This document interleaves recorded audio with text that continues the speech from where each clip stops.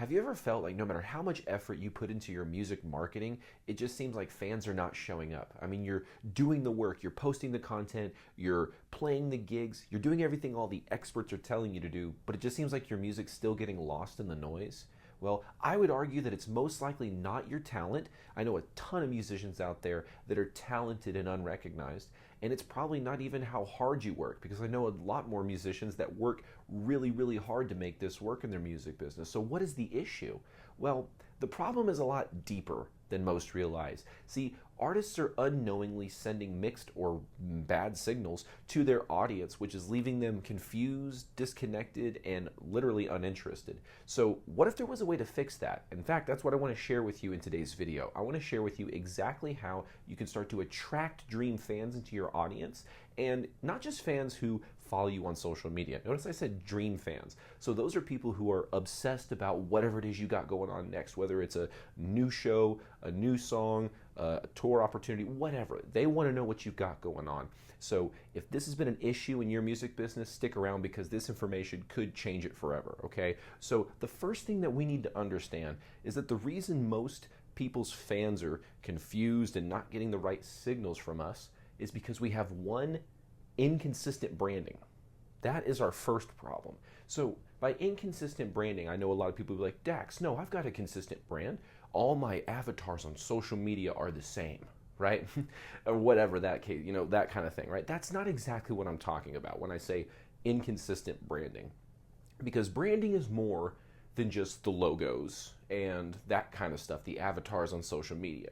There's a deeper level to branding, which is the associations that people have with you. And what a lot of artists are trying to do is they want to have an audience so bad that they're willing to go out and do these viral videos. And this is something a lot of artists complain, and they say, well, I'll never do that. And good for you, right? But some artists are really willing to do what it takes to find a big audience, but mistakenly, they have the right intention, but mistakenly they think, so what I should do is go try to hop on some kind of viral trend, right? Maybe it's like a popular dance that people are doing on TikTok or whatever. Everyone always craps on it, but there's tons of artists that have done micro versions of that, right? Maybe it was the Grimace shake thing that was going around, or whatever the next little fun meme kind of trend is.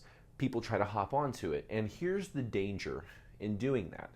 One, it creates an inconsistent brand unless humor and that kind of thing is already melded together with how you've presented yourself in your music, right? If you're a band or an artist that's known for being funny and comical and keeping it on the light side, then sure, maybe hopping on a viral trend wouldn't be too out of reach for what you do. But here's the problem. The mindset is where everything goes wrong. Because in marketing, we got to figure out first and foremost who we're going to be targeting. Where is the marketing going to go, and what's the messaging that I need to really attract the right people? Those kind of, all the M's, the messaging, the marketing, the music, it's all the M's. No, but basically what happens is artists think, I want to get in front of as many people as possible, I'll do a trend, and therefore I'll blow up. I know artists who have gotten 1 million followers on TikTok, but they got it for the wrong reasons. And at that point, the account is useless. I mean, from an artist perspective, maybe they could change it into something else where that's, where they could keep it up and maybe make some partner money from it or something. But they have 1 million followers and they can't seem to get people to listen to their music. Why? Because they made a piece of content that was inconsistent with their brand and it blew up. Artists think about, what happens if I put out this viral video and it gets like 1 million views? They don't think, actually, what if it does work? What if you make that stupid video and all of a sudden you do blow up from it and nobody knows you from your music, they just know you from this funny, dumb little video that you did, and they want to see more of that kind of stuff. And then when you start trying to share your music, they're like, I'm not really interested in that. And now your algorithm and stuff is just all out of whack. And so the first issue that a lot of artists are running into is with their content. There's a fine line here between experimenting with formats, right? That's something you should do.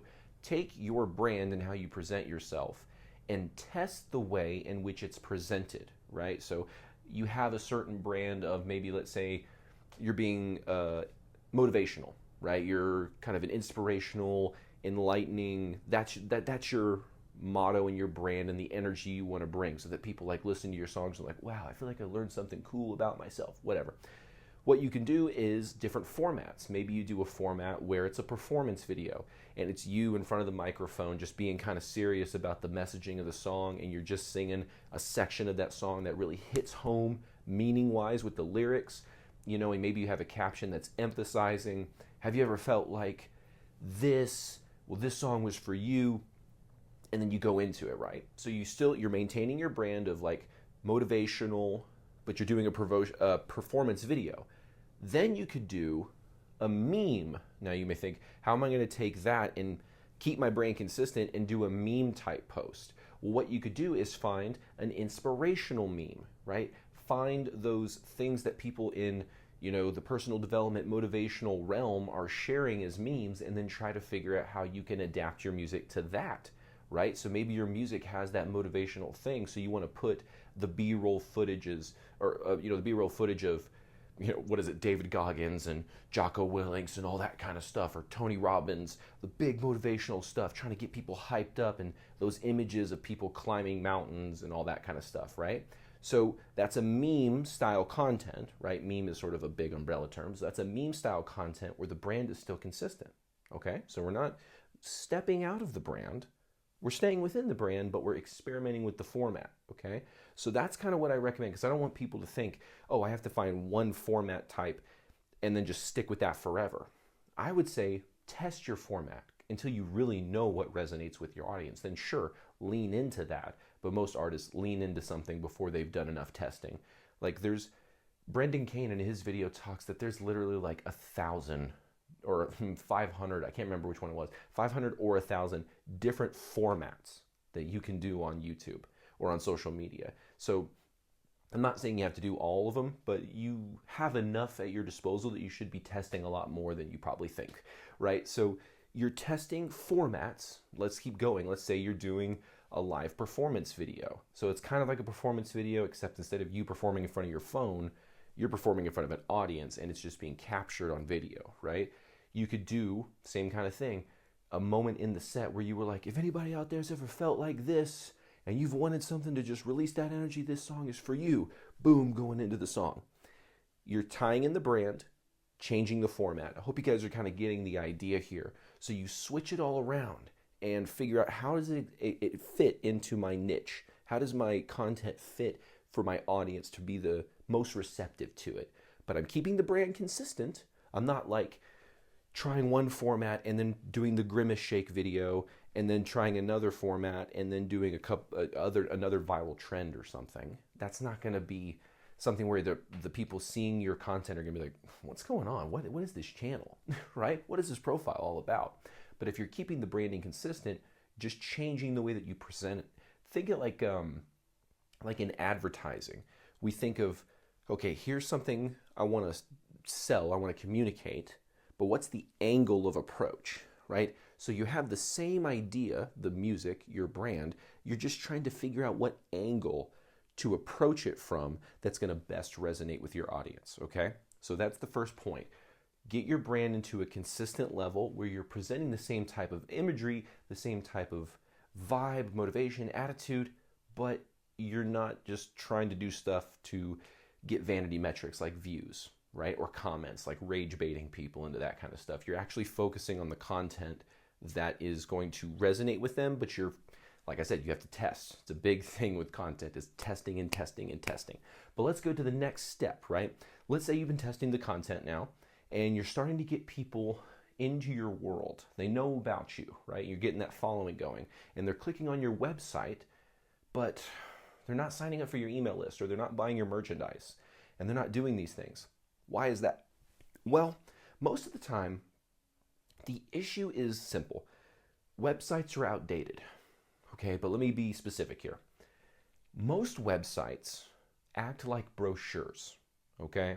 They act like brochures in the sense that fans can just go to them, they can read bios, they can look at photos, they can look at little video clips maybe, they check out the store, they check out there's so many different things, right? But there's a lot of ways they can just browse. They can just aimlessly browse about you. And some people would say, well, that's a good thing, right? They're consuming more of my content. Here's what I would say. People's time is very valuable. And if they're taking their very, very valuable time to check out your website, we need to cherish that as the golden resource that it truly is and figure out the best way to not waste their time, but also help out our music business here, because you'll find out whether it's selling merch at the merch table, presenting offers online, if you don't make the ask and you don't in some way attempt to get someone to make a decision, they're probably not going to, okay? So here's what I would say. I want you to shift your website from this brochure typical website that's been existing for 20 plus years, and I want you to think about it instead like a hub, like a funnel hub. And that funnel hub is basically every single link that they can click on your website is going to take them somewhere where the desired action they take from that click is going to serve your music business. Because a confused mind buys nothing, right? If we send them to the brochure type website, they're going to be clicking on the photos and they're going to go, let me go check out the bio, let me check out this thing. And then they're going to be kind of confused and then they're going to be over it and then just leave the website. But if they show up on the homepage and every single button they click is going to take them down a funnel, a pathway of action that's going to lead to something beneficial to your business, like getting someone to sign up for your email list, getting someone to follow you on streaming platforms, getting someone to buy your merchandise, getting someone to join your fan club. There's all these different actions we can get them to take that's going to benefit our music business. Some of those are free to them, some of those are paid experiences. But either way, anything they click should take them to that desired action for you, okay? So a funnel hub is different. Instead of just having places they can click to just meander and just waste time, every single link is going to take them somewhere valuable, okay? So your homepage should be designed in such a way that it's setting up calls to action to click this thing. And once they click this, now it's taking them on the pathway to sign up for your email list, and so on and so forth. So it's about getting super clear, like we talked about step one, not just about your branding, but your communication with your fans on the next stage in the overall funnel, right? The overall big picture funnel for your business is get them into the top of it with content and then move them down to the more intimate levels of communication like the email list. And that website is that bridge that takes them from the top of the funnel into that very next stage. And so if we don't have that bridge up to par, up to code, it's going to break and fall over and ain't nobody crossing it. You know what I'm saying? So we need to really figure out exactly how to design our websites in such a way where every action makes sense, right? Hey, click here if you want to listen to blah, blah, blah, blah, blah, and follow us on Spotify. Boom, they click it, takes them to Spotify. They can follow, start listening. That's going to get you more streams, more Spotify followers, etc. The next one is like, here's a great way to support us by joining our email list. Or maybe you could say like, join the community or join the free community. Maybe it's got a name. Maybe you call your fans like, you know, the Swifties, you know, right? The Beliebers. You got the little name for your fans. I think that's awesome. I'm not hating on that in any shape or capacity. I think it's actually brilliant when you can do that because it garners a sense of identity between your fans. A little extra tidbit there. But the idea is create like a little headline that says join the community and you can get access to stories and discounts and whatever. Just click here, put in your name, and you put in your email address. And so every single thing that they can do on your website needs to serve a purpose. That's the big picture, okay? And then everything they click, you should have a system of communication. And that's going to take me to like really the third and final thing I want to discuss here, which is most artists are confusing their fans and leaving them disconnected because they don't have a direct marketing system. This is one of the biggest issues that I think I have tapped into in my research with all this. That is like the key that most artists are missing is having a system of approaching the content, because again, it's reverse engineering. That's the way I like to think about it. You establish who you are. That's the identity part of your brand, right? Then you establish who the dream fan is. That's the, other side of the branding is the messaging, right? And the marketing. That comes from knowing who your fan is. And your image and how you portray yourself and your attitude comes from knowing who you want to be, right? So you've got these two pieces of information. And then the third is, what is my offer? What is the core thing that I'm going to sell to every single solitary one of my fans? It's going to be the FOMO item. It's the item that if you're a fan of mine and you don't have this, you are going to have this like, man, everyone else has this, but I don't have it. I want that. That's what you want to create with your core product, okay? So you think to yourself and you look at your brand identity, who you are, and you look at your dream fan avatar, who they are, and you look at those things super close, like with a magnifying glass, and you figure out, what is the thing that I can sell, right? And for some people, like, the ultimate answer may end up being a t-shirt. But don't just start there and give up. Really think about this and be creative, because I was talking to a potential client the other day who does video game music and is in video game culture.